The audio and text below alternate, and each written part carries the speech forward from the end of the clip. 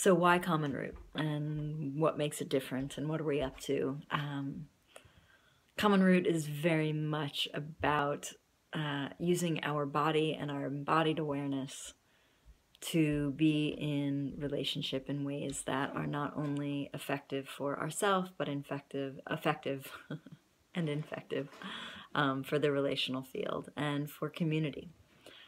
We want to do relationship in ways that heal the distortions that have come in as we've collapsed down and told the body that somehow it is less wise than the brilliance of the intellect, which is of course a part of the body.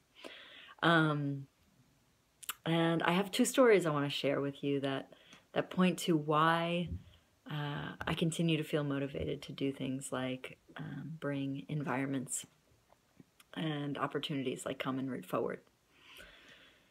So, two stories. I'm in Brooklyn. I'm walking up towards Prospect Park, and I see a father and a daughter walking along up towards the park. They're moving faster than I am, so they come from behind. They scoot on past me. The father's a big guy, probably 225 pounds, if not more. Wearing a tight black T-shirt that says "feminist" in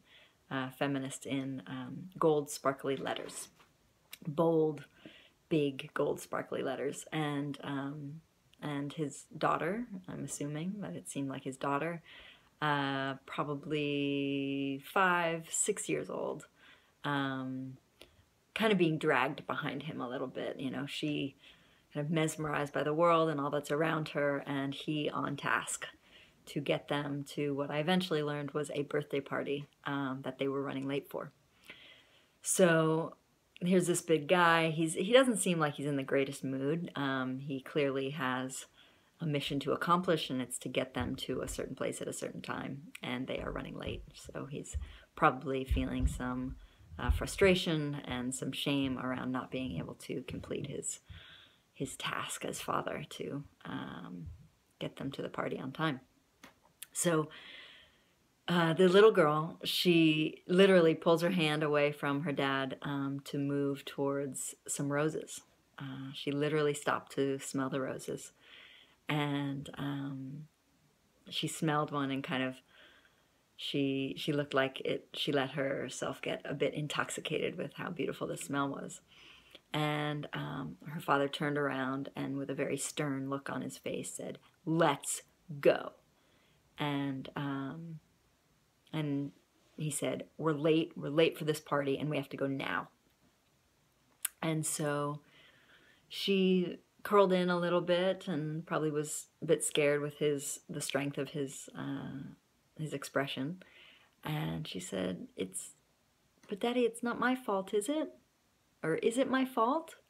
And he said, no, it's not your fault. It is your mother's fault. Your mother's fault for deciding that her shower was more important than your breakfast cereal. Your mother's fault for needing her cup of coffee before she even woke you up. Your mother's fault for deciding that it was going to be me who took you to this party rather than us at the last minute. So no, it is not your fault. And that was the end of the conversation. I heard they scurried off. But here's this guy wearing a feminist shirt. So I'm on board for believing that he believes that feminist principles are important, that the world has gotten too dominant in terms of men being in power, in terms of the intellect being prided in a way that the body isn't. I believe that he wants to live that life, and I also am watching him carry out a behavior that is backwards. And it's not to say these moments don't come up in parenting, but it was particularly loud considering he had a feminist T-shirt on, and here he is very strongly showing his almost disgust was coming through him, some disgust for his mother's choices to take care of herself in the way she had in the morning. and thus keep him from his mission, or being able to accomplish his mission in a way that felt right for him. So that's one story of why I care to really bring these thoughts like feminism through the body, all the way through. What can we do in our moment-to-moment experience, in our day-to-day reality, that keeps us on track with our values that we hold in our heart, that we carry in our mind? The other story is really precious, very personal. I'm here on the East Coast, in part helping to care for my brother who's got cancer, and just keeping the family moving. My nephew, day-to-day activities that he needs support with, and then my brother who's physically unable in many ways right now, to just be his, well, quite literally, right hand. He doesn't have use of his right arm or hand. And also just to support him in kind of transitioning into a lifestyle that's different for him. And I realized as I was supporting him through, he was having a seizure, I was supporting him through a seizure, and my hands were on his feet, and I was kind of stroking his feet, and just doing some deep breathing with him to support his body and getting more relaxed. And I realized in all of these years that he's been my older brother, that touch and physicality has been a very small part of our connection. And I know that a pain that I've carried as a younger sister of his is that something that I actually feel is one of my greatest gifts, which is how my body relates to another body. I haven't been able to share with him. So I've wondered over the last few years, there's a word like emasculated.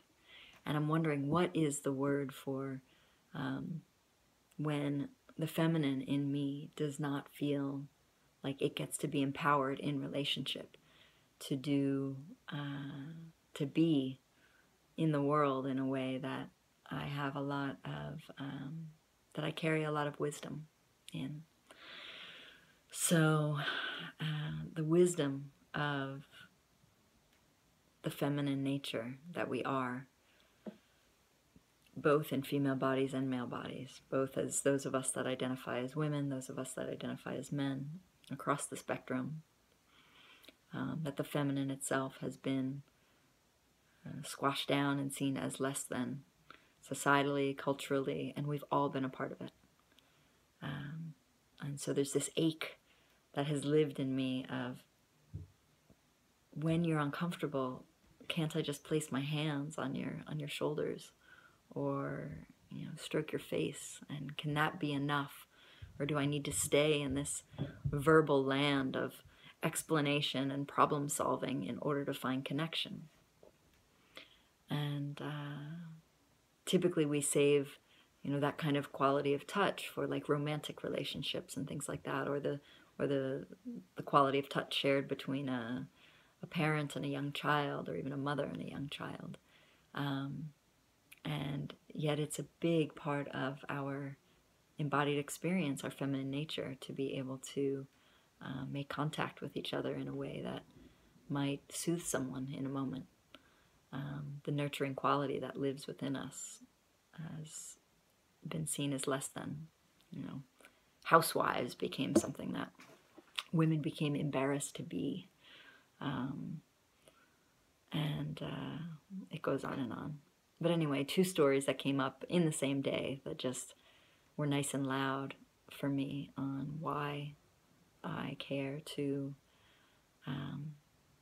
keep bringing more and more awareness to myself and to those around me, to those that choose to join me in seeing how distorted things have gotten, and how things that we're just used to seeing in our day-to-day, or used to dealing with in our family matrices or in our relationships, we don't have to normalize them. In fact, seeing them as abnormal and distorted is useful to us transforming into something that's healthier and more integrated. So, thanks for hearing my stories. I don't consider myself the strongest storyteller, but these things happen in my day, and I want to share them with you because they seem so pertinent to what we're up to at CommonRoot. I hope you'll join us.